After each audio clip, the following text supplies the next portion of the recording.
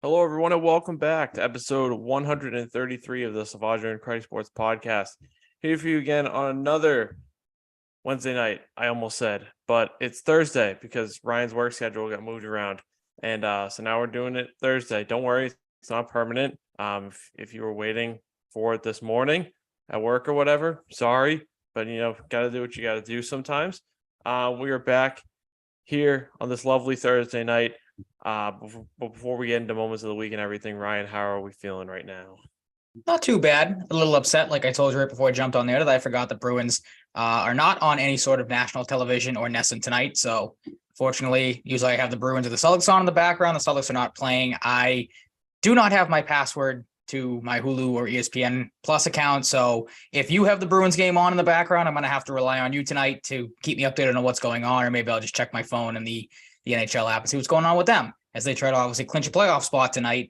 Other than that, doing pretty well. No complaints, per usual. Lovely, lovely. Yeah, the Bruins will be the main subject of discussion tonight. I think that goes without saying, even though I just said it. I figured since we're starting with Bruins, we might as well defer to you first for moments of the week, since mine is a quick hockey point. Yeah, I'll do mine. I'm going to do a little bit of a weird thing here. I'm going to kind of joke about Grant Williams here. Obviously, if you watched the Celtics game a couple nights ago in Cleveland against the Cavaliers, it's now been memed across social media. Grant Williams with a chance to win the game on the free throw line, kind of smack talking Donovan Mitchell back and forth. Mel, so you could see it on the broadcast clear as day. I'm going to make both. I'm going to make both, and then proceeds to not only miss but brick both free throws, sending the game into overtime. And at the time, the Celtics' third straight loss. Of course, they have righted the ship a little bit, but yeah, I mean, Grant Williams, I saw a lot of people, obviously, and rightfully so, clowning him on social media, myself included, because you can't do that if you're not going to back it up. Like, I mean, that's obvious to say, and, obviously the pressure's on there, but like, at least hit one of them, dude. Or in my mindset, I know it's probably tough in the moment to, not talk back to someone that's like right in your face, shit talking to you. But let Donovan Mitchell talk his shit, hit at least one, and then afterwards go back at him. Don't obviously before anything happens, say I'm going to make both or I'm going to hit these. This game's going to be over, and then look like an absolute d-bag for the most part when you miss both, and then really don't do anything in overtime. Don't really play at all in overtime, and the Celtics obviously lose the game. So a bad look there for Grant Williams. I don't know if you saw this live watching the game or caught it on social media. I'm sure you probably caught it on social media, but if you had any other thoughts on it before I just kind of give my little Celtics spiel here. No, I mean, it's just, I didn't see it live, but I saw it was blowing up on social media, and it's just a real tough look. I don't know if you should be doing that if you're Grant Williams. You're not necessarily automatic. Exactly. Yeah. It's kind of, I mean, if it was a guy like Tatum or Brown, I mean, Brown has missed some pretty big free throws this season at times. But yeah, same thing. Grant Williams, like even you maybe let a guy like Marcus Smart get a pass on that if he does it, because again, he at least has the pedigree to back it up.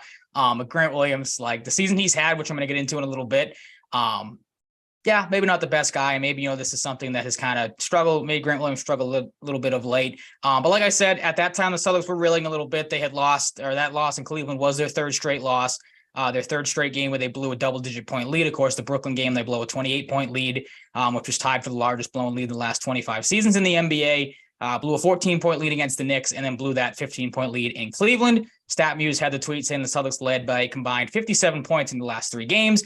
They lost all three. So obviously knowing that, like I said, of course, they won in Portland last night, or against Portland last night in Boston. I'll get into that in a second, but where are you at with the Celtics team right now? I'm sure you've probably followed the Bruins more closely, obviously just being the hockey fan that you are. I'm trying to bounce back and forth between the two of them. During that stretch, I think I tweeted it out, it's been tough to watch the Celtics because they've fallen kind of back into their trends we've seen in the past of playing too much ISO ball, kind of falling asleep at times, not being able to put teams that they should be able to away. Like Brooklyn, I know they're still a playoff team, but, no Kyrie, no Durant. You should be able to manhandle that team. The Knicks, they're up and coming. They were hot. But again, the Celtics up and down the board talent-wise are better. They should have been able to put the Knicks away. And then the Cleveland game, Cleveland always plays them tough. But again, you have the better players. I know Cleveland, the Celtics, they were down some players in that game. But again, like better all-around depth, in my opinion. So that's led a lot of people, to question this team of late. They haven't looked great coming out of the All-Star break. What is your level, I guess, of panic, if you have one with this team? Or is there another word you'd use to describe it? I'm not panicking. I think No. this is really the first stretch I can remember like this of the season. Mm-hmm. And even the Bruins had a stretch like this recently, and they snapped right out of it. And now they've won 10 games in a row. So this is kind of like new territory, I feel like, for this team this season. And nothing really tells me, besides like maybe having a first year coach, that like this is gonna be a real problem until it like gets there, if it does. So I'm kind of wait and see mode. Okay, fair enough. Like I said, the Portland game, they did some things good that they had struggled with in the past. I think obviously one of the big things people are not knocking them too much for when it comes to these struggles is obviously they have not had their usual starting five of Smart, Brown, Tatum, Horford, and Rob Williams out there for more than just 10 games this season, only 81 minutes played together. So that's been something that a lot of people have kind of gravitated or, gone towards, that they haven't been healthy. That's kind of we've talked about with the Celtics before. The one thing I feel that's going to stop them is the health of this team. That's kind of a little concerning to me, as you've seen some injuries creep up. Obviously, Rob Williams is hurt again, which is a huge downer because obviously you know what he brings to the table when he's out there dealing with a hamstring strain. You saw Jason Tatum go out with a knee contusion or deal with a knee contusion in that Cleveland game, but he obviously bounced back and played extremely well last night. Brogdon's missed time, Pritchard's missed time, and now talking about Grant Williams, he's reportedly dealing with a ligament strain. This was from Jared Weiss on Twitter saying, quote, Grant Williams has been struggling to find his role, but he's also been nursing a ligament strain in his shooting elbow, exacerbated by inflammation in the surrounding muscle. Like I said, I don't know if it's a role thing with Grant Williams, that injury has kind of limited him a bit of late, but like he's mainly my focus with this. I know it's kind of crazy to, be spending a lot of time talking about Grant Williams of all things with the Celtics. But as we saw last year, this is a guy I don't know if leaned heavily on is the right way to describe it, but he had some moments last year. Obviously, that Milwaukee series comes to mind. The 7 threes he hit in game 7, being able to shut down or limit Giannis at times. I don't know if it's, like I said, the injury that's been plaguing him, the lack of minutes, because, it's been weird over the last couple games for him since the Milwaukee game on February 14th. 8 games played. He's only averaging 20.2 minutes a game. He had that game where he just didn't get in at all. The Cleveland game where I think Missoula just decided to sit him out. And, that led to some eyebrow raises and some people questioning that. Didn't play at all until the fourth quarter of last night's game. So like I said, I don't know if maybe just his head's not right or the injuries crept up a little bit, but this is a guy that Celtics need to figure out. Because obviously, like I said, he's been leaned on in the past, postseason, he's been able to come up pretty big. He's one of the guys you're going to have to lean on probably down the stretch. And, if you can get him, Derek White, and Malcolm Brogdon, those two guys who've played so well together, you get Grant Williams back in the right fold and everything, you're going to be better off than you are. But just, it's been interesting with him the last couple of stretches, like I said, just being able to not get out on the floor. And then I saw last night, there was an interesting tweet come out. I thought the timing was a little weird from Legion Hoops. They tweeted out before the season, Grant Williams and the Celtics weren't able to find common ground on a 4-year, $50 million extension per The Athletic. Found that interesting because we talked about it, I think, before. And kind of joked about it. Grant Williams thinking, he's worth a $20 million a year type of extension. Obviously, people were joking about that when he missed the 2 free throws. So like I said, with all that's kind of surrounded him of late, the timing of that I found a little weird. I don't know if you, like I said, spending a lot of time on Grant Williams here. I don't think we're going to do a ton of that, but any thoughts on him? Does the injury concern you a little bit? Like I said, that headspace maybe not being there, maybe because of this contract stuff that's kind of come up of the last couple of weeks, or kind of what are your thoughts on him moving forward? I'm kind of, I don't know. I'm going to sound like an echo chamber here, but I'm going to wait and see on this one. Okay. It continues to be a problem. I don't know. I'm just like, nothing about the Celtics team this season has really made me panic. So I'm going to keep it that way until I absolutely have to change my course. Fair enough. I think that's a fair way to look at it. But like I said, maybe it's just you're getting everybody's best, performances night after night, being the decent amount of the year, the 1 seed, but of course now they fall into the 2 seed, with Milwaukee just playing absolutely insane. But I think it's something, 70 games in a row, like something like that. Yeah. Like 18 out of 19 or something. I think they just lost their 17-game win streak or whatever it was a couple nights ago. But I don't know. I think it's something to monitor maybe moving forward. Like I said, I think not priority number 1, but like this is a guy, like I said, you have to figure out because he's been so good for you the last couple of seasons. Like I said, last year in the postseason, he was so great for you. So getting Grant Williams back, in a good headspace, if that's the problem, or just kind of figuring out a defined role for him. You got to do that. Cause like I said, it's been weird. He's played 5 games over the last, like I said, the 8 games since that season high 47 minutes played against Milwaukee, where he's played 20 minutes or less. He's averaging, I think, 25 minutes or 27 minutes, a night. it is a little strange. Like I said, maybe he's falling out of favor. Maybe he's just, again, not in the right headspace. Got to figure that out. And then, like I said, the problems that plagued them over that 3-game losing streak, they figured some things out in the Portland game, which was good to see. You played a bad Portland team, and they kept their foot on the gas pedal all night. Really didn't seem to lose focus at all. You win by 22. I don't think the deficit or the lead ever got under, double-digit points, which was good to see. Tatum bounced back, like I said, after a couple of shaky performances that maybe led me to think he was a little more hurt than he was leading on. But like I said, played good, 30 points, shot the ball pretty well. And then, guys like Derek White continued to dominate. A guy you and I talked about, I think, over the weekend that, if he was on the bench, could very well be in consideration for the 6th man of the year, but you have Brogdon, who did struggle last night, but he's been automatic this season, so no concerns with him moving forward, obviously, other than just keeping him healthy. Because again, that's the biggest thing with this team moving forward. I think, they're going to hopefully not have these moments where, you go on these stretches where you just, lose focus out there. But again, the health is going to be the biggest thing for this team moving forward. Yeah, absolutely. I agree. I hope this doesn't continue personally. That would stink. Yep. I think that puts a bow on Celtics talk pretty well. Yeah, there wasn't much. It obviously was my own doing, working last night. But if we were able to go on and do this show before the Portland game, I think there probably would have been more doom and gloom with the Celtics. Obviously, having the win to snap the 3-game losing streak kind of lightens things up a little bit. But like I said, interesting that for me, at least, Grant Williams was maybe the focus more so than just the way they've been playing of late. Because again, I can't harp on it enough. It's a weird situation, but a situation I think they'll be able to figure out, hopefully moving forward, and be, as fine and as good as they were to start the season. Agreed. We'll see what happens. Yeah.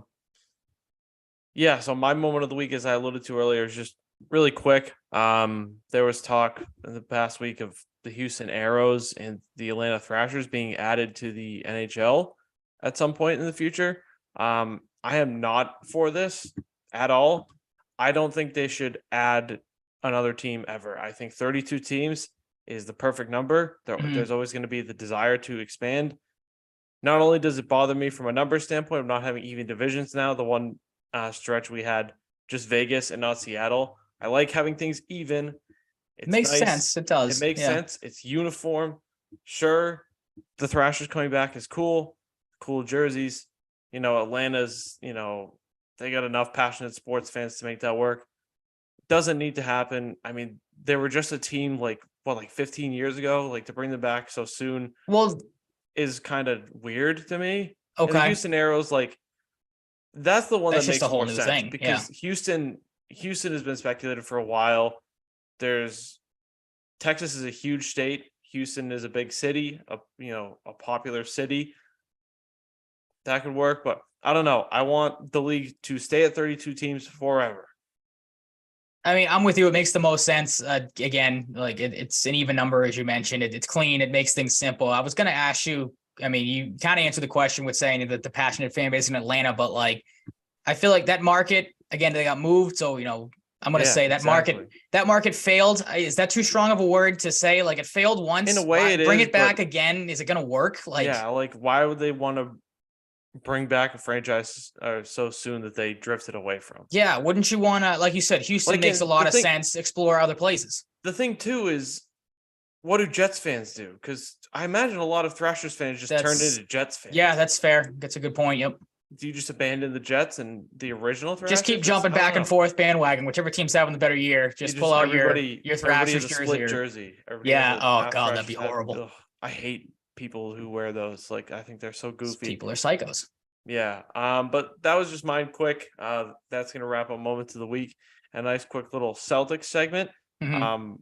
A team in a much different frame of mind than the Celtics is the Bruins. Not only are the Bruins winning games, they are getting shit done in the checkbook. Don Sweeney, masterclass. They're doing legitimately everything right now. I don't know if there's a more, not popular, but a better person to be maybe just in hockey alone than Don Sweeney right now. And again, that's crazy to say from where we were. I was having a conversation with a buddy of mine a day after Pastrnak, or I think the day of Pastrnak when he signed the extension. And he said that it's he was ready to jump ship on Sweeney, as I think you and I both were, maybe me more strongly than you, because I can't remember exactly where your stance was on him in the offseason. But he said the same thing. He's I wanted this guy gone. He couldn't make any sort of right move. It seemed like everything he touched turned to crap. And then just a complete flip of the script here where everything he's done has been, for the most part, perfect. Again, with maybe one little blemish way back that we're not going to get into, obviously. Everything he's done has been great after that, which has been crazy to think about. Yeah, I mean, I can't think of anybody as a GM in any sport that's had the heel turn that he's had in the past year. He's got to be a lock for ready to executive of the year, right? He has to be. Like, Yeah, you would think. I was ready to jump ship until I saw how good the Lindholm deal worked out. Mhm. That saved his career. Like, I think it's a great, thing to look at. At least as a member of the Bruins organization, maybe he would have jumped somewhere else and stuck around somewhere. But that saved his job. Now he is just making moves to further improve his job security. First, trading for Tyler Bertuzzi. The Bruins gave up a top 10 protected 2024 first, a 2025 fourth, and Detroit retained 50% of the salary. Bruins get Tyler Bertuzzi. I had seen an original report that said it was unprotected, which was the one part I didn't love because, God forbid, the Bruins lose Bergeron or Krejci to retirement and they struggle, and that pick has the chance to win the lottery, and the Bruins look like dumbasses in a way. Yeah. Yep. And I cry. So glad that didn't happen. It's top 10 protected. Don't have to worry about that. But giving up another first stinks, but it also gets you a guy that can score 30 goals in a full season. And he proved that last year. Detroit shifted their mindset pretty quickly with trading Phil Peronic. Now, a guy like Bertuzzi, locking up a couple guys, moving on from Sundqvist. And Bertuzzi was the biggest one they moved this year. I don't know, a guy that could stick around past the season if they like him enough. They can make the money work, and a guy that is truly made to be a Boston Bruin. Yeah, that was how he looks, how he plays, just a Bruin. I was gonna say that's the feeling I got, again, not knowing a ton about the player, just scrolling through social media and kind of seeing the same things. Like, I'm with you, same thing. And we talked about it, I think, when we did the trade deadline stuff last week.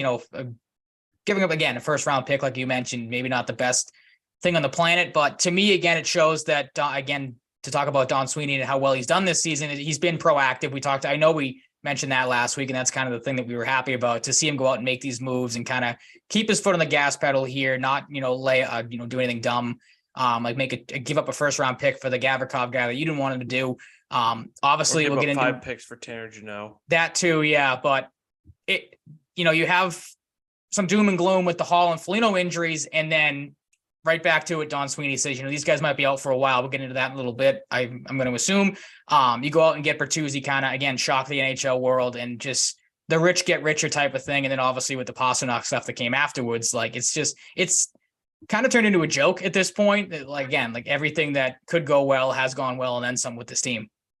Yeah, it's nuts. I mean, Don Sweeney sees 2 left wingers go out and then gets the best left winger remaining on the market. So, I mean, would he have done this if they were healthy? I don't think so. I would have to think not. I don't think they could have made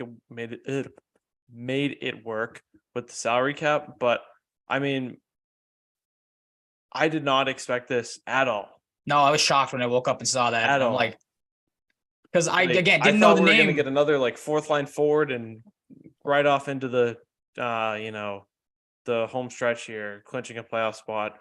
Load management, cruising, we'll be fine. They're showing them on the broadcast right now. And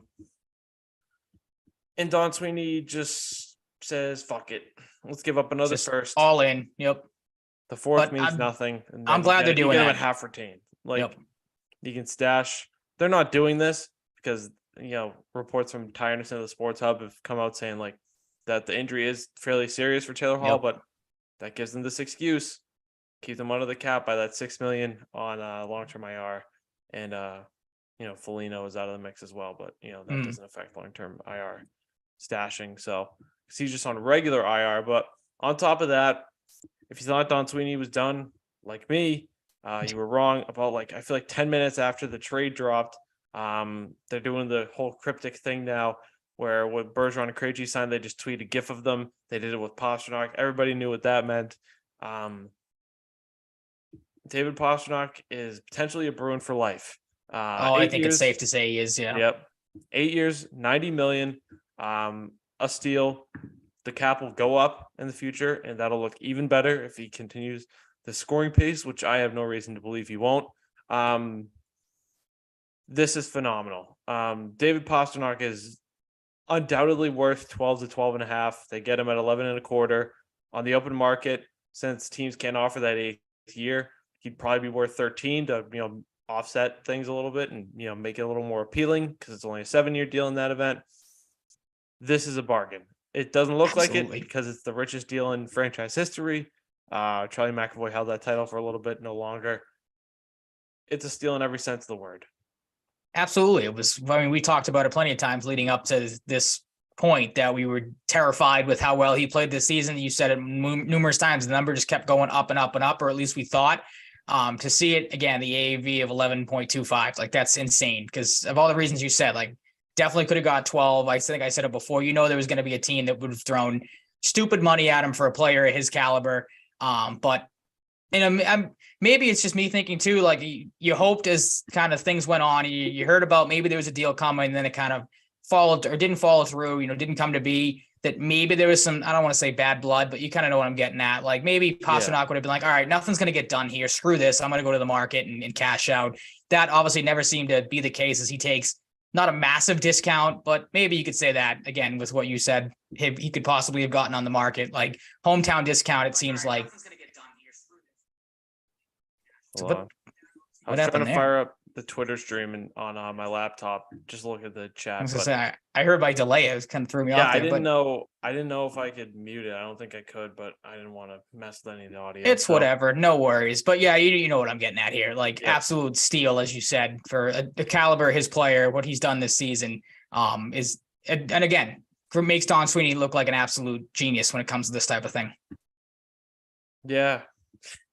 Like I said, it's crazy that we're talking about $11.25 million a year as a bargain, but that's really the reality of the situation. He could have been the highest paid player in the league now, and it would have been fair.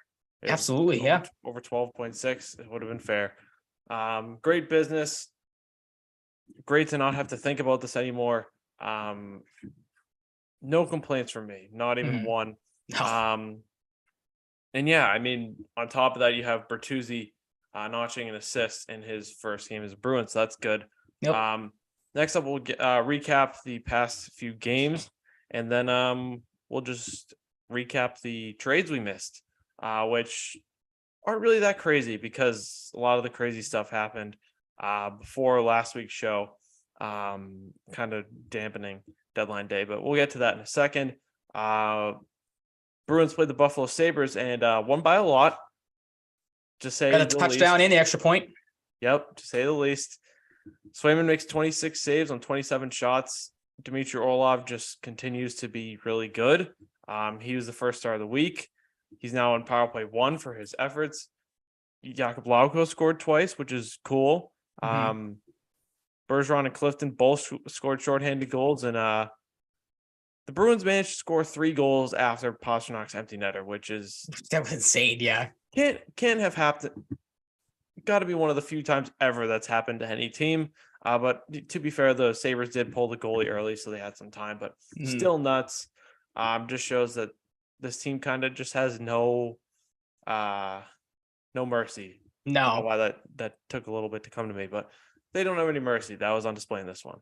Well, they were the anti-Celtics in this, as they continue to put their foot on the gas pedal. We're not going to lay down and just kind of ease our way into this game. Like I think this, if I remember correctly, was a Thursday night, so I was getting ready for my overnight, and it seemed like every time I'd come back just to kind of see if the game had been over yet, they were celebrating a goal. So I'm like, Jesus Christ, is this game ever going to end? Or how many goals can they put up before this thing just finish? Buffalo too. It looked like they just at the end of it was like, screw this, we just want to get out of here. So obviously a demoralizing win for them, and or loss for them rather, and a team that's obviously fighting for a playoff spot. Like that's not a great look there for the Sabres.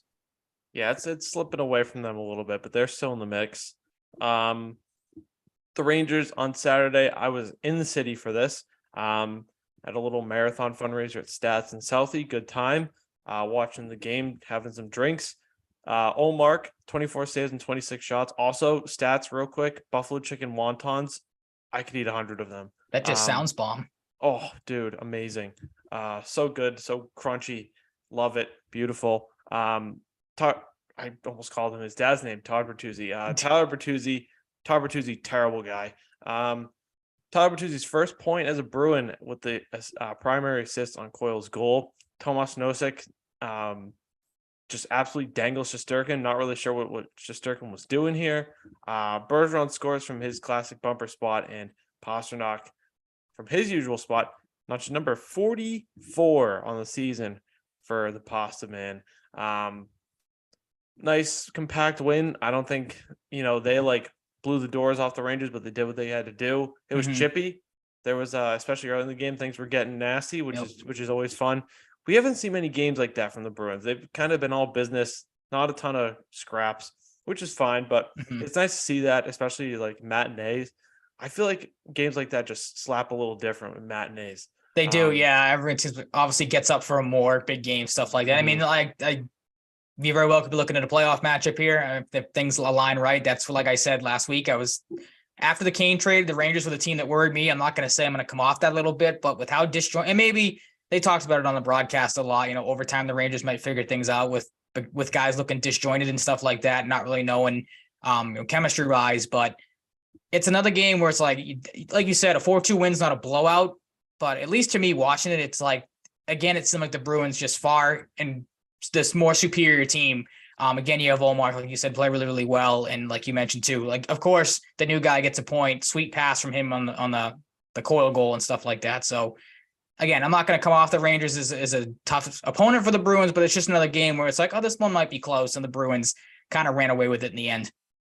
Yeah. And I think for the Rangers, they've had a good season, but Igor Shesterkin hasn't been able to recap. Yeah, he hasn't been last year. No, nowhere he's close. Good, which I was just going to say, which is close. He's been had a good year, but when you have as an insane, we'll probably be saying the same thing about Ullmark next year. Like if he has 2.5 goals against average or whatever it is, it's a down year for him. But because he had such a astronomical year the year prior, it's a little eye opening, but still a good goalie. But Ty Anderson mentioned on the Sports Hub Underground today, I think he has 3 goals against the Bruins. He struggles against the Bruins. So maybe that's something to monitor if they meet in the playoffs. But we'll cross that bridge when we come to it.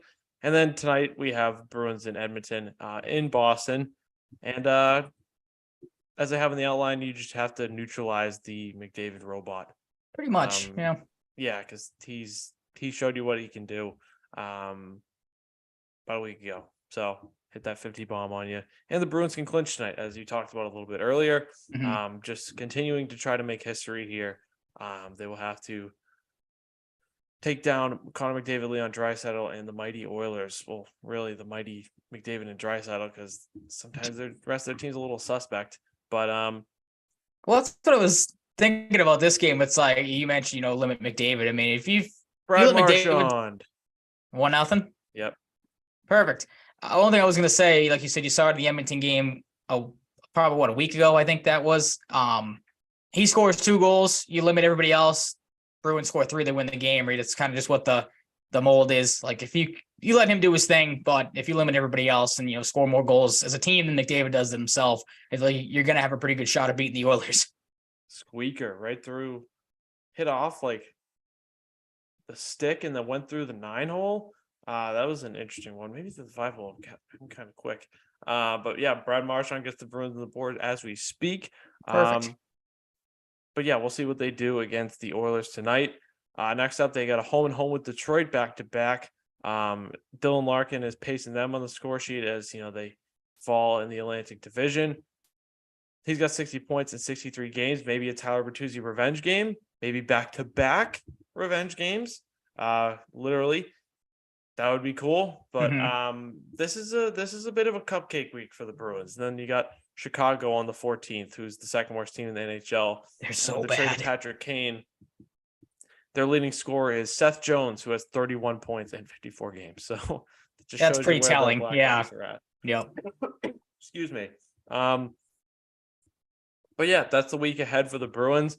Just a quick note on the latest with Taylor Hall and Nick Foligno. There's a chance they're both out for the rest of the regular season if you didn't know already. According to Don Sweeney, there isn't a timeline for either of their returns. And the news they got was a little discouraging. But yeah. we just got to wait. It's fine. This team is Mhm. good enough. They will clinch soon to withstand the loss of them in the lineup. Let them get healthy for when they need them the most. So I imagine we're both in the same camp here. I'm so distracted. I leave my mouse over here. I don't know what's going on. And the little cursor just starts wiggling. It's got It's a just mind of moving its on its own. own. Oh, you got a ghost. Oh, That's not good. ghost. Damn it. Yeah. Um, But yeah, to answer your, if you asked the question, I don't know how you worded it. Can't remember how you worded it. No concerns. Again, we talked about it. Hall goes out. You get a guy that can, pace him pretty well in scoring and put up just, pretty similar production numbers in Bertuzzi. So no concerns there. That obviously you just kind of hoping they get back if they can for the playoff run. I think we talked about it last week when we briefly talked about the Foligno injury. He's had a great year on the ice, but I think the thing that sucks losing him off the ice, again, for the locker room presence and just that veteran presence, is the thing that hurts the most, not having him. But again, you have plenty of guys that can fill in and have filled in nicely for both of them being hurt. So if they need till the end of the season, if they can come back, get ready for the playoff run, then I am 100% perfectly fine with that. Because you have, like you said, built yourself a pretty nice cushion to play around with some things, give some guys some rest, and probably not skip a beat with how deep this team is. Yeah, honestly, totally agree. But it's time to catch up with the trades we haven't got to yet. And I think Nick Foligno will find a way to contribute in the locker room still while he's True. hurt. Yeah, that's true. Yeah. Yeah, he'll be around. The Bertuzzi trade was the most recent trade after the Granlund trade, which is the one that dropped during the show last week that we talked about.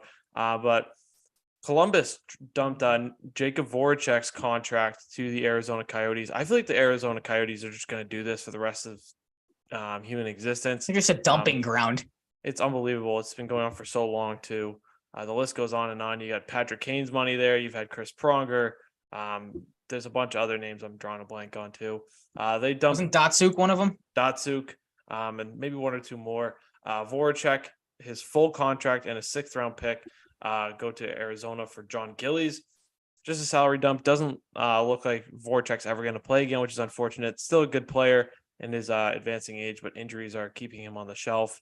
As we expected, and we talked about last week, Jonathan Quick would never play a game for the Columbus Blue Jackets. He got sent to Vegas, who might end up playing the Kings in the first round, and Jonathan Quick's not happy with the awesome. Kings. He shut them out maybe the whole series. He seems really pissed. It sounds like he goes at 50% retained for nothing, really. The Blue Jackets got Bruins legend Michael Hutchinson in a 2025 7th.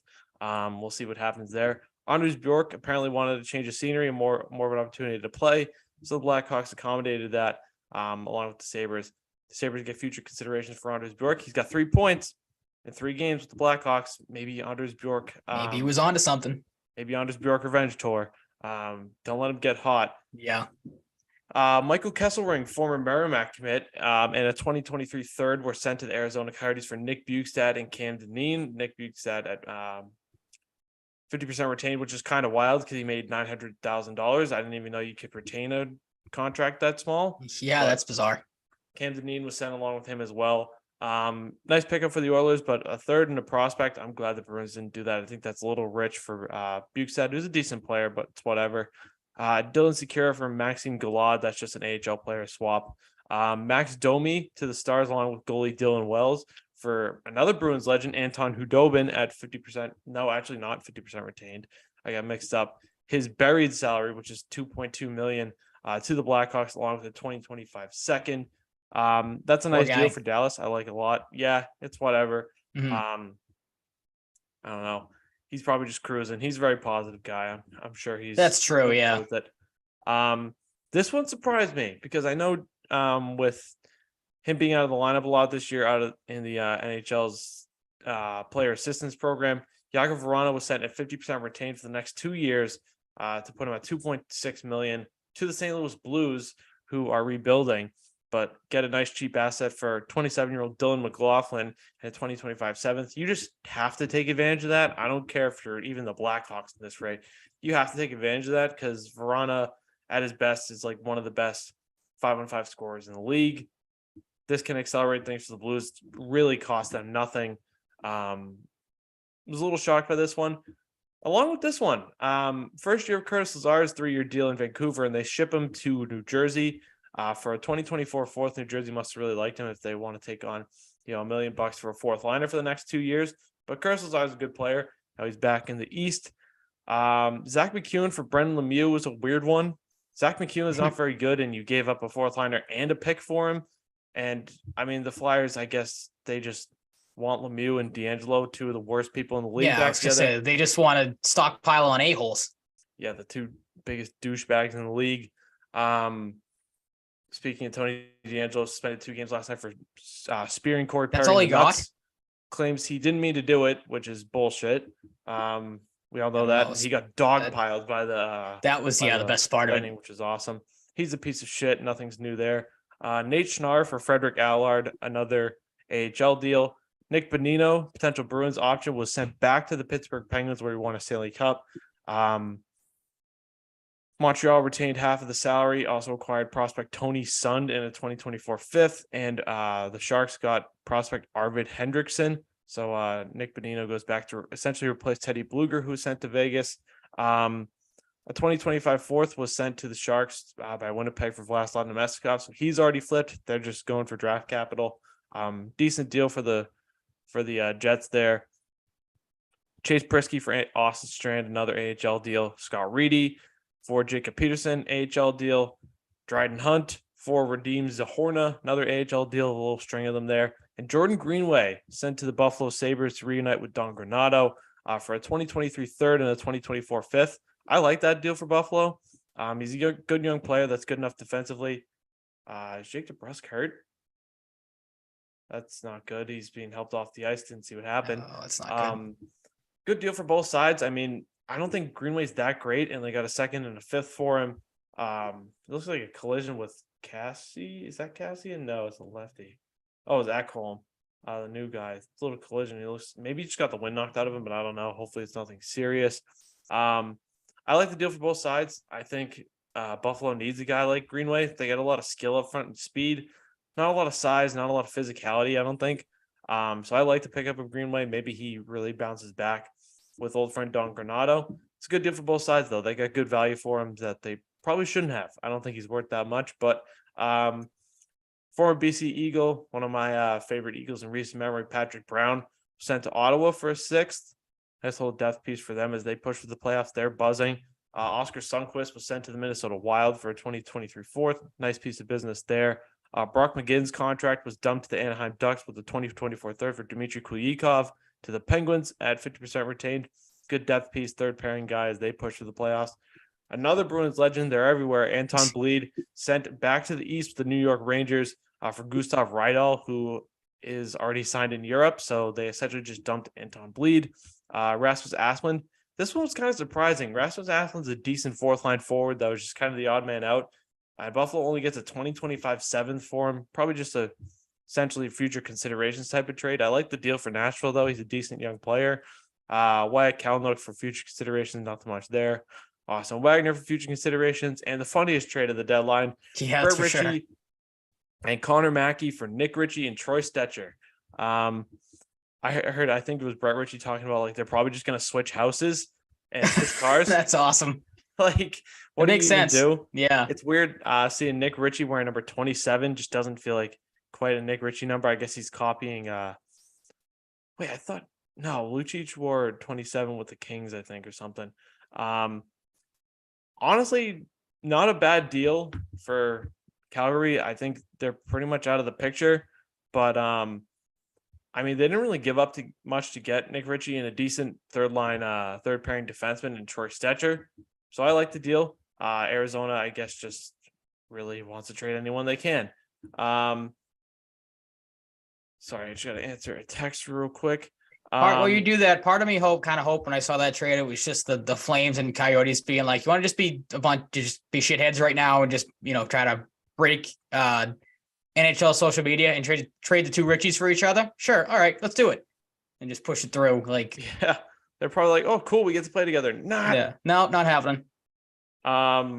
Yeah, I don't know. That was an interesting one. First time brothers have ever been traded for each other. Yep. Next up, we got John Klingberg, the worst defensive player in the league, one of the worst ever. Ironic, he's a defenseman, should be a winger. Sent to Minnesota with 50% retained. For Andre Schuster, prospect Nikita Nesterenko, who's a BC guy, love Nikita Nesterenko, unsigned, and a 2025 fourth. To Anaheim, they just want offense. I mean, John Klingberg should be a forward. He's so unbelievably bad at defense. I don't even know why he plays it. It will never make sense to me. And then we have Anthony Angelo to the Predators for future considerations, and another Bruins legend. You thought you were done. Steven Kampfer sent to the Arizona Coyotes for future considerations. Any deals after the deadline means that those players are not eligible to play in the NHL the rest of the season. So I was just going to ask that. It's always weird to see these types of deals. Mm-hmm. That's what I was going to ask, because baseball, I can't remember if they changed the rule or not, if they can still do it, but you could still trade minor leaguers after the trade deadline. I figured when I saw this, it was just kind of something similar, like trade AHL guys for whatever. Yeah. But that's it. I mean, it was a pretty uneventful final day of the deadline.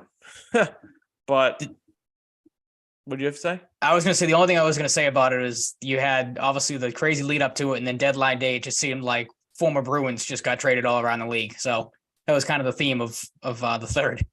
Yeah, it really was. But it's all over, said and done with, and the playoff pushes continue, and we'll wrap up the regular season over the next couple weeks or so. So I think that's going to wrap it up for hockey. We got some football stuff to wrap up the show here. Yeah, I got nothing else for hockey. I mean, just on the like you said earlier, the game previews, couple of cupcakes. Like I said, the Bruins, they haven't pulled the Celtics where they take their foot off the gas or anything like that, or play down to their competition or anything. So 3 pretty winnable games on the schedule. Like you said, maybe we'll get a Bertuzzi revenge game. If not the first night, definitely a chance for it the second night of the back-to-back. So that'll be interesting to keep an eye on. Yeah. It gives you a little something extra. I mean, the Red Wings obviously are over 500, but not having a great season. It gives you a little more I guess to watch those 2 Detroit games.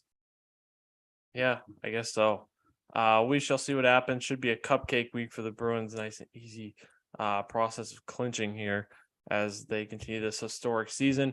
But there's a decent amount going on in the NFL as we wait for March 15th. Yeah, some minor stuff, some major stuff. Obviously, a lot of the quarterbacks are starting to sign. You saw obviously Lamar Jackson kind of get the shit into the stick that we'll get into. But just jumping into the minor stuff, just some thoughts, throw them out there. Saquon Barkley, maybe to the surprise of some, is the one that ends up getting franchise tag for the Giants. He'll make right around $10 million. You're shaking your head. You're surprised that they franchise tagged him over Daniel Jones, or what was your kind of thought process if you had one with how the Giants should have operated things?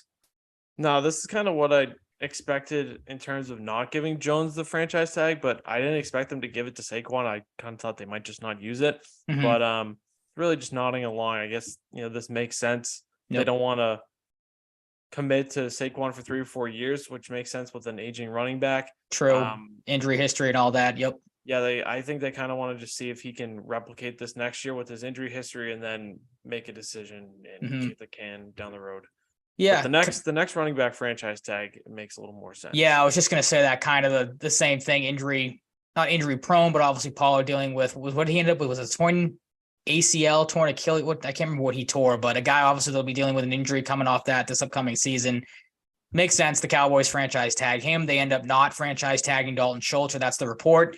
He was likely to leave in free agency. That was per Dan Graziano. Some of the other guys, Evan Ingram was franchise tagged by the Jaguars. He'll make just over $11.3 million. That one, not a big surprise. I think there were little rumblings that the Jaguars are probably going to use the franchise tag on him. They obviously like what he did. Was one of the bigger surprises production wise last season. So nice to see him get a little bit of a pay raise coming off a good year. The other, maybe the bigger news with the Jaguars, though, if you have any thoughts on this, Calvin Ridley was reinstated by the NFL after being suspended for a year last year with the whole gambling on games.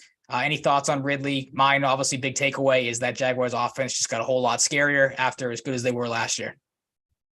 Yeah, I mean, I don't know if everybody's read his Players Tribune article, but I recommended about Calvin Ridley. He's gone through a lot outside of the suspension last year with anxiety and mental health issues and depression. Understandably so. With life can just be tough sometimes, but when you're dealing with so much hate online, and being suspended and not being able to do what you get paid to do is gotta really mess with a guy.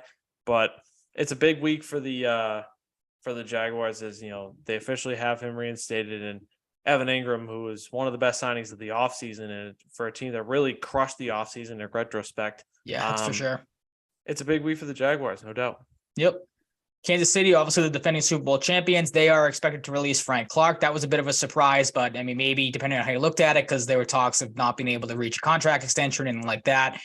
So he'll hit the open market. Orlando Brown, same thing. He's not going to be franchise tagged. So 2 potentially big losses for the Chiefs. Any thoughts on those moves or surprise there?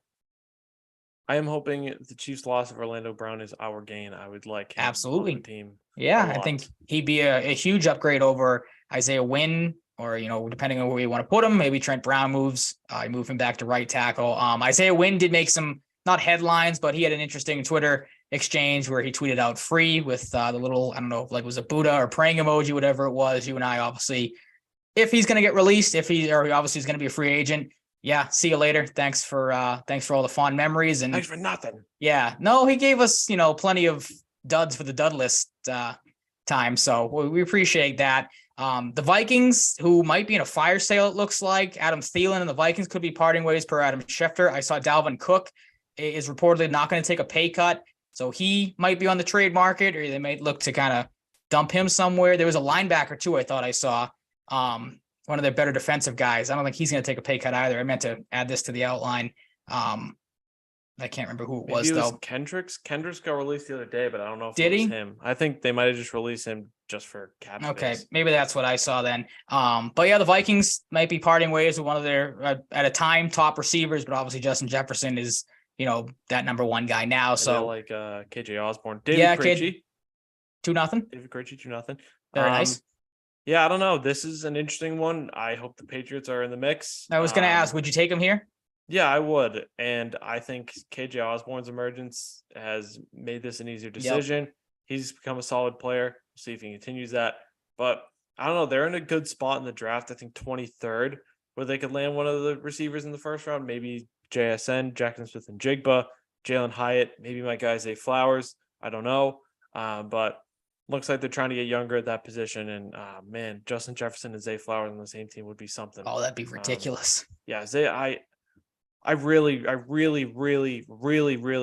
want Zay Flowers on the Patriots, though. Like, so goddamn badly. I think you've made your point on that. Absolutely. Yeah, if I need to add any more reallys to hammer it home, I will. Okay. But I don't think that'll be necessary. Yeah, I'm going to be cool with Adam Thielen if they bring him in on like a 2-3 year deal. Love that. Ooh, 3 might be pushing it for me. He's getting up there in age. He is a Belichick player. He is, no doubt about that. I mean, I wouldn't hate the move by any means, but he's one of those guys I feel like. Sorry to interrupt. Edmonton is challenging. Oh, no. Not sure for what, but Evander Kane took a penalty and the Bruins made him pay. So fair enough. What happens with the challenge. Yeah, I mean, I like Thielen, the player. Don't get me wrong, but like he is definitely to me like no goal. Damn it. Offsides. Son of a bitch. Never mind. Thielen, to me, he's like a plan C, D type of option. Like there are other names out there that I think you should prioritize over him. Again, don't hate the player, but I might lean towards taking a receiver in the draft before I sign Adam Thielen, just again for that youth and option there. But yeah, definitely an interesting name that'll hit the market. Some other names, linebackers, Levante David is expected to test the market. According to Ian Rappaport, I would take him here in a heartbeat. I feel like you would too with that reaction.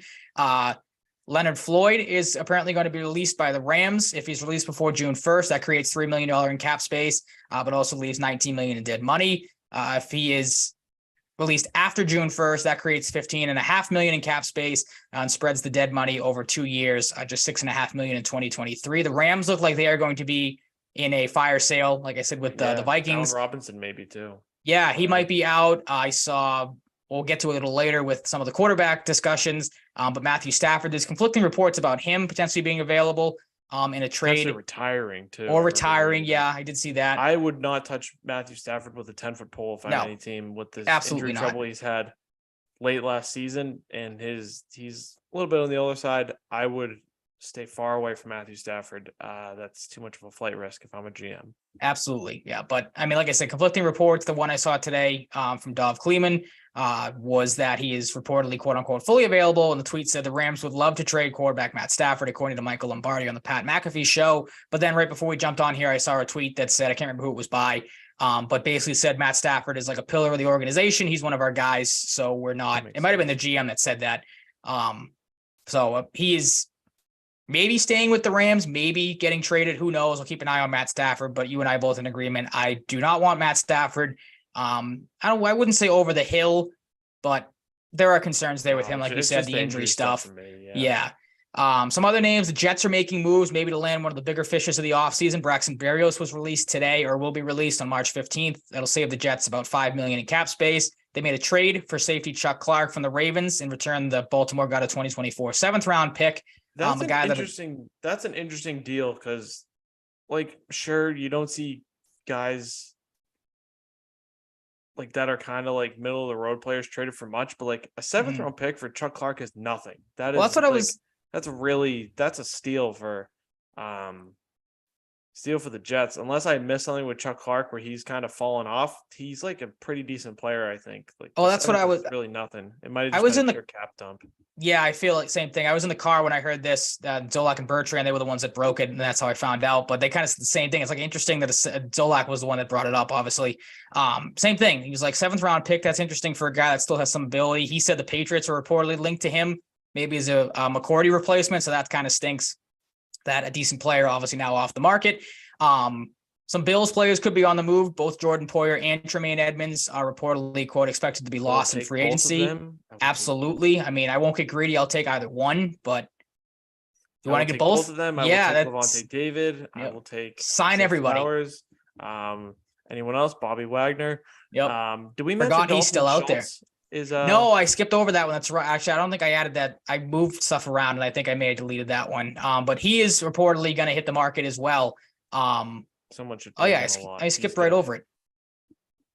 If I were there was a report out there, which again, I'm a little surprised that it had to be said, but it was like, the Patriots will not be releasing Hunter Henry because Bill O'Brien wants to see what he can do with the offense. It's like, yeah, that makes a lot of sense. Dalton Schultz is 100% going to hit the market.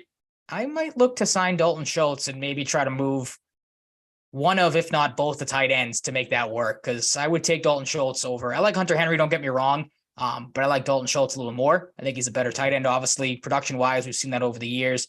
I would definitely take him on the Patriots if he can make that work. Yeah, I would say you could just cut Jonnu Smith, but that would be just over $19 million in dead cap. So, yeah, I don't know if that's worth it. Nope. But yeah, I would love Dalton Schultz here, but I don't know. I'm expecting him to go elsewhere. Yeah, he'll get paid somewhere. Yep. Know what I think would be an interesting spot for him is Atlanta. They have money to spend, get a guy to kind of take some heat off of Kyle Pitts, which I think could really benefit him because they can really figure out how to use him. I'm looking at Atlanta. If Atlanta's going to spend a little bit this year and try and get in the contention window, I think that's a good landing spot for him. I don't disagree with you. The one thing I do disagree with is I feel like Atlanta just chose not to use Pitts for some reason. I don't know how you don't. Weird, man. Yeah, I don't know how you don't figure out how to make that work. When Ridley was number one, they don't know what to do with them. No. Besides Drake London, I guess too. Drake London he even fell off though towards the end of the season. It's like they just stopped. I mean, again, you have Marcus Mariota, so your hands are kind of tied there to begin with, and then it's like again, you have four running backs that you don't know how to use either. So I think it's just ineptitude in the coaching staff at that point. Dude, Drake London is such a quarterback name. Oh, it absolutely does not sound like a receiver at all. No, nope. But speaking of quarterbacks, some of them were, like I said, the major moving pieces, depending on how you look at these players or just the contracts and stuff like that. Derek Carr, he got signed by the Saints for 4 years and $150 million, with $100 million in guaranteed money and $60 million on a signing bonus as well. Thoughts on that contract? I mean, obviously the Saints, they get the guy that they think they want to lead that team. Jameis Winston kind of becomes a cap casualty, it looks like I said, during the season last year. I don't know why. Jameis Winston didn't have a terrible stint with them, but serviceable quarterback, cheaper option, it seems like, than Derek Carr. All the power to them if they think Derek Carr is that's going to lead them to the promised land. But you kind of hinted to it with the woof. Your thoughts on this contract? Yeah, I think it's too much money. But, I mean, this is what happens with quarterbacks. They make a lot of money if they are serviceable enough. as was displayed by the Geno Smith contract too, which I honestly think is better value. Absolutely. Yeah, I'm right there with you. $100 million guaranteed for Derek Carr is too much. $150 million as well is too much. He's just not that good. No. It's really as simple as that. If I you don't can't really make it understand this for work them. with Devontae Adams and Josh Jacobs, like what do the Saints have that's much like I saw they're gonna try to extend or re-sign Michael Thomas, or it was giving Michael Thomas an extension, which I think might be a mistake in itself because the guy's played like 8 games over the last, I think 50 games or whatever I saw, or there was some stat I saw on Twitter I meant to put in here, but just as unreliable gets. So you're going from to a worse situation, I feel like, in New Orleans. Good luck to Derek Carr. That contract could look really bad a couple of years in. You mentioned a little bit Geno Smith, 3 years for 105 with Seattle, which can earn him $52 million in year one with some incentives and stuff like that. Like you said, good value or better value than the Derek Carr one. This one, I feel like, again, maybe like a moral victory type of thing, but just a good story for, comeback player of the year. Obviously, a guy that was basically a write-off, I feel like, a couple of years ago. His career was maybe on life support. Good to see him thrive in Seattle and good to see him get paid. And hopefully he's a guy that can live up to that contract. Yeah, I think this is very fair. If he can keep this up, I think he earned it. And yeah, like you said, it's a nice story. For sure. A guy that a few years ago was getting in fights in practice, and now he's sticking around with the Seahawks and making them a more competitive team than they really had any business being. Next up on the QB market is Daniel Jones, 4 years, $160 million. I think this is pretty fair if he can keep this up. It's a big number for Daniel Jones, who hasn't, quite established a super consistent track record early in his career yet, but he's getting there, and he took a step that he needed to take to earn this money. And I think it's not more than fair, but I think it's a reasonable deal. And if the reports are true that he was looking around like 45 or 48 a year or something like that, that's idiotic. This is nice. This is nice business for them. I kind of don't buy that. I don't know. Why so? That seems ridiculous to me. Maybe it's just getting a player's ear saying, "Hey, you're worth this much." Like if this guy can get this money, then maybe it's just starting high negotiations, which everybody does.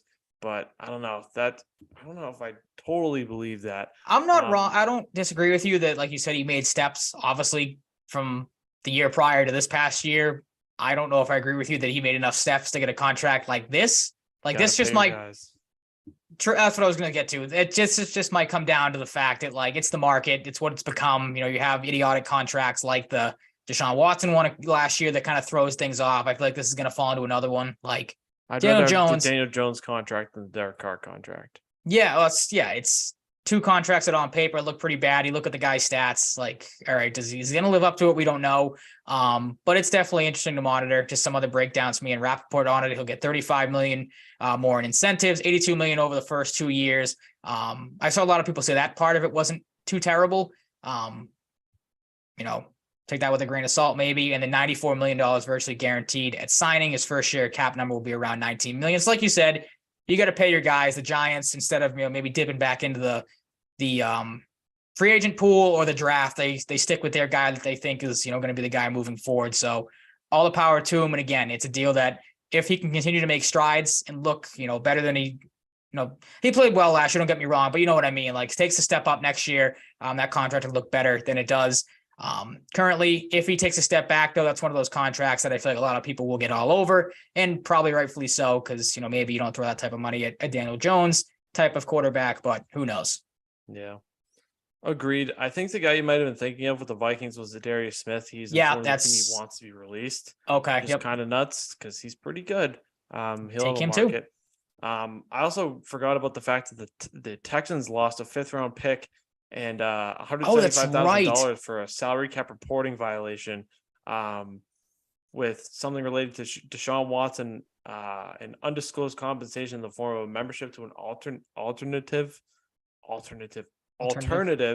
DOI athletic facility in 2020. So pretty steep fine there for the Texans, and they lose a pick and for a team that needs them. Speaking of picks, just a quick point. The Patriots got 2 compensatory picks today. One for J.C. Jackson at 135 and one for Ted Karras at 210. They did not get a 7th round pick for Brandon Bolden like some expected, but who cares? The 7th round pick. Yeah, who gives a crap? It's just more picks that they'll trade away for other picks down the road. What'd you say? Maybe it's gonna be Tom Brady. Oh yeah, yep. Yeah, totally. Next up on the QB market, but not last, Lamar Jackson. Lamar Jackson gets a non-exclusive franchise tag from the Ravens for $32.416 million. An interesting part of this situation, Ian Rappaport had this earlier today.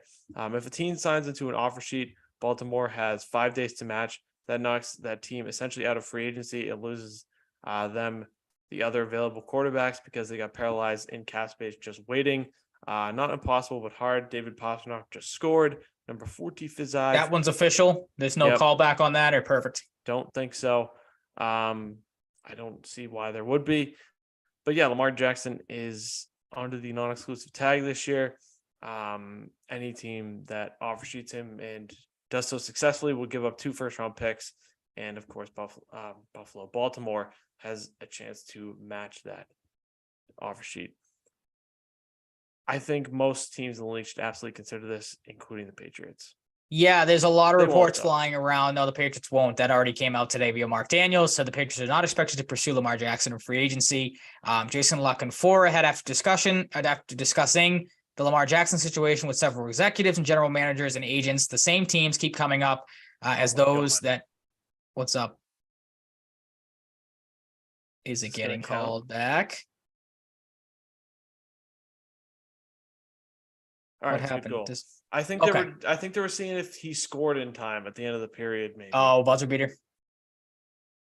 It looks like it counts. We're good. This is what happens when I can't remember my Hulu password. I don't know what's going on. That just reminded me. How funny was it that Tyler Bertuzzi just plays with no stick tape on his knob?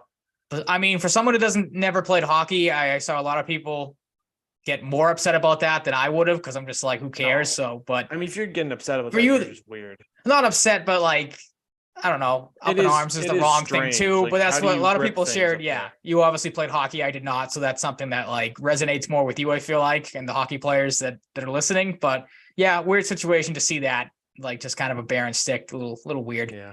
Quick little hockey sidebar. Yeah. But just to finish up that Jason La Canfora tweet, the teams that should/would sign him to an offer sheet and could feasibly do so include the Jets, Falcons, Dolphins, Panthers, Lions, Colts, Texans. The Patriots are on that tweet, but of course, as I just said, Mark Daniels said they're not in on him. Vegas and San Francisco. Field Yates had a tweet that said teams that reportedly will not be pursuing a deal for Lamar Jackson include the Falcons, Dolphins, Panthers, Commanders, and Raiders. So there's a lot of conflicting reports. As you said, you would, if you were a team, go out and shell out 2 first-round picks for Lamar Jackson in a heartbeat. I would too. I don't understand why more teams aren't going to do so, especially some of those teams that you named. Like you said, the Falcons have a ton of cap space and, could use the help at pretty much everywhere. I've seen a lot of people say they're a perfect spot for him to land in. The Raiders would make a lot of sense. Yeah. Obviously, if they can't get Aaron Rodgers. The one I don't understand is the Commanders, because they need a QB. That too. Yep. And don't you think Dan Snyder might want to stick them with a pricey quarterback and potentially screw them out of 2? Well, not screw them because Lamar Jackson's really good, but vacate 2 first-round picks before he sells the team? That's a good way. I didn't even think of that. That's a great way to look at it.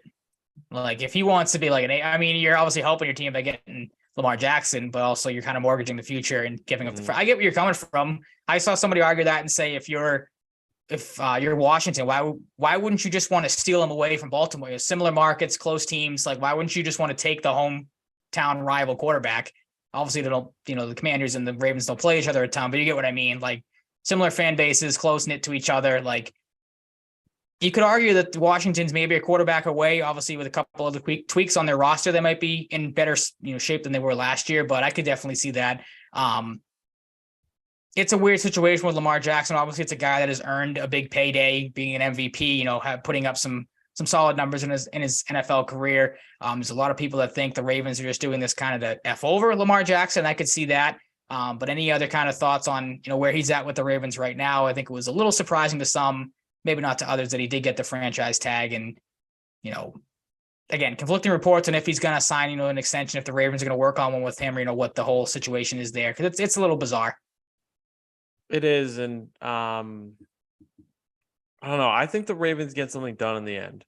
Okay. I think this is all going to be very anticlimactic. But this, the non-exclusive makes sense because I heard somewhere that I think if he got an exclusive franchise tag, they might have.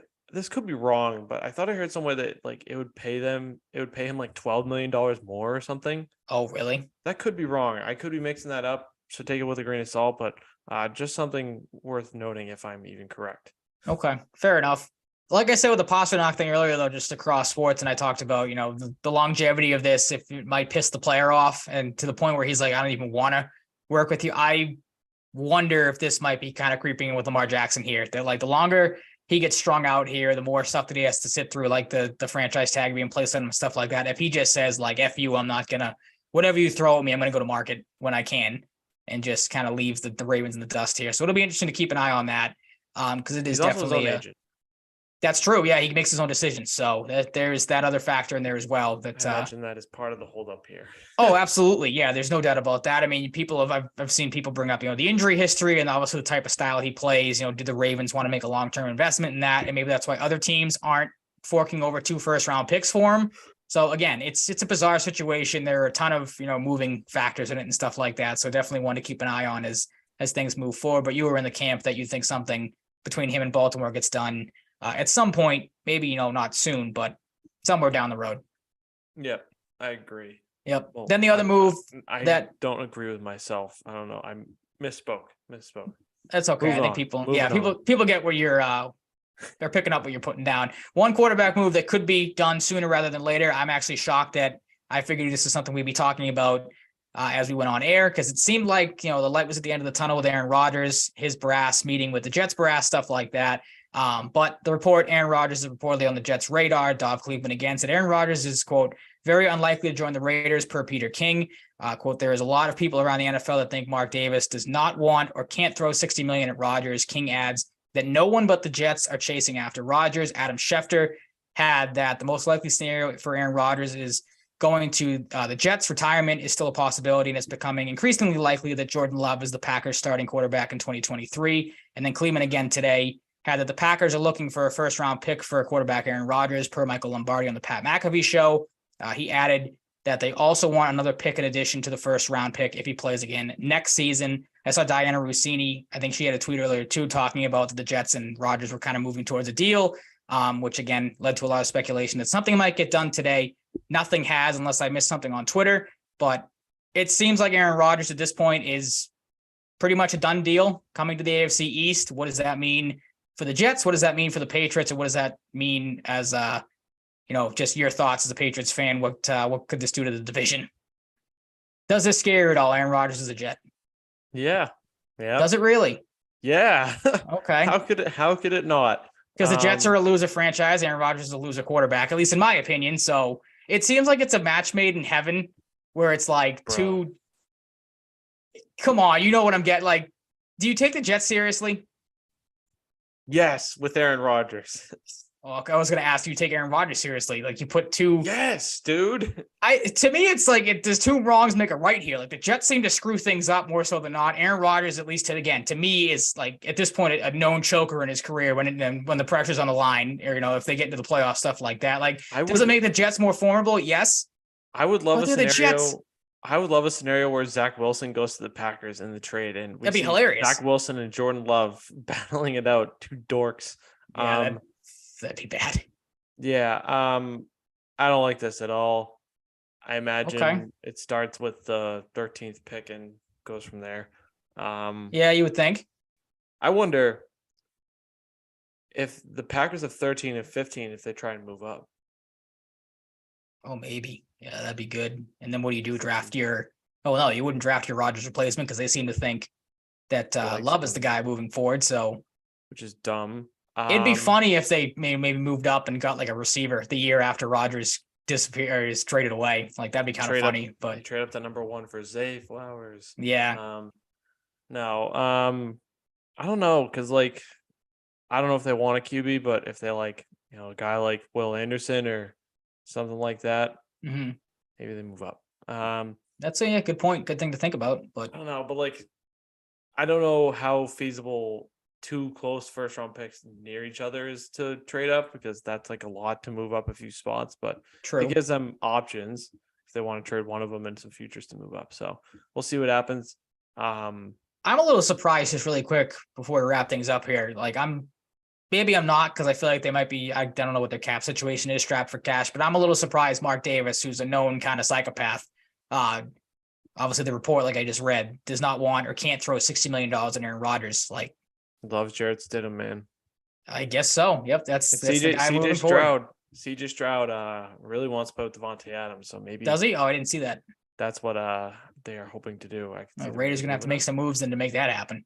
Yeah, we'll see, but yeah, the Rodgers situation is interesting. I'm just fully expecting it to be a Jet, and that make me sad. So it seems like it's basically just inevitable at this point. But again, like, maybe it's just me. Like, yes, yes, it would probably make that, unless they do something drastic this offseason. If Aaron Rodgers goes to the Jets, it would make the Patriots the fourth best team in the division. Maybe they already are. But like, I don't know. If I follow into it. They're the Jets. They always seem to screw something up. So I feel like something is going to go wrong with this. Aaron Rodgers, again, a guy that I have not been high on the last couple of years. I don't know. Again, like I said, maybe it's the two wrongs make a right here, in my opinion. Maybe that's what happens. I did see somebody, I thought the tweet was, if Rodgers were to be moved to the Jets today, I think it would have been like the 15th year anniversary it was just two quarterbacks following the same footsteps in his 15th year, or after 15 years with the Packers. Brett Favre obviously went to the Jets. Aaron Rodgers now going to the Jets. So it's kind of history repeating itself. Obviously, we all know how Brett Favre ended up with the Jets. So maybe Aaron Rodgers falls down that path as well and doesn't play all that well. But who knows? Again, tentative situation, but it seems like it is kind of on the horizon that he is going to be a Jet. You are scared of that. I am more so on the side of, wait and see type of thing, but who knows? It's definitely interesting to keep an eye on. We'll see. Yep. Man. I would love That's to see all we it can fall apart, because that would be so Jets. Mm-hmm. One last note before we wrap things up tonight. Brad Marchand, with his goal, tied himself with Johnny Busick and Patrice Bergeron for the most consecutive 20-goal seasons with 10. So pretty nice. Good company. Some fellow legends in the organization's history. That is going to wrap it up for episode 133 on a Thursday night. We will be back to our regularly scheduled Wednesday programming next week. But yeah, thank you so much for listening. Again, we say it every week. Seeing how many people stay with us and listen to the show is really awesome and keeps us going. So thank you so much, new and old listeners. You can find us wherever you find your podcasts. You can find us on Twitter at Mike_Cratty, at Ryan_Salvaggio, and the show at Salvaggio and Cratty Pod. You can find us on TikTok, throw our name in the search bar. And we'll talk to you next week. Stay safe, stay healthy, be nice to people, all that good stuff. And we'll talk to you then. Peace out.